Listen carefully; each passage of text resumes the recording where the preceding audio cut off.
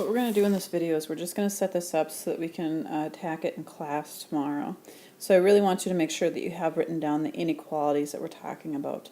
So we're doing word problems with the systems of inequalities. Remember, the solution to a system of inequalities is where they all overlap. So as we're looking at this, we have at one college each class is between 20 and 140 students. From past data on attendance, it's expected that anywhere from 75 to 95% of students attend class on any one day. Write and graph a system of linear inequalities that describes the information. So first off, let's figure out what our variables are. Let's say x is going to be I'm trying to think. The number of students assigned to a class. And then y is going to be the number of students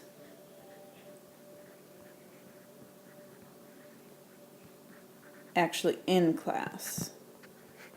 So how many actually showed up that day? Because you know, in college you don't have to be there if you don't want to be. Although I don't suggest it, you do poorly then.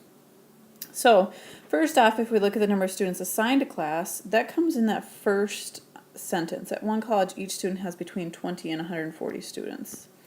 So what that means is that x could be greater than or equal to 20, and we also have that x is less than or equal to 140. So it's going to be somewhere between 20 and 140. So if you can imagine the graph of this, we're going to have a vertical line shaded to the right of 20 and a vertical line shaded left of 140. And so we have this huge part shaded between 20 and 140. But then we get to the part where they say not everybody shows up. Somewhere between 75 to 95% of the students attend class. So y is the number of students who are actually in class.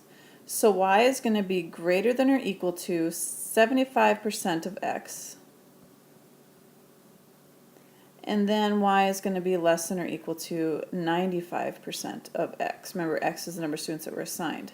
So either 75% or more is going to be there, or 95% or less is going to be there. So what we're going to do in class tomorrow is we're going to take and we're going to graph these on a graphing calculator. I'm going to show you how to go about that so that we can see this, just because the numbers are really bad. And so a graphing calculator is really nice for this. If you want, you can look around on graphing calculator apps and see what you can do.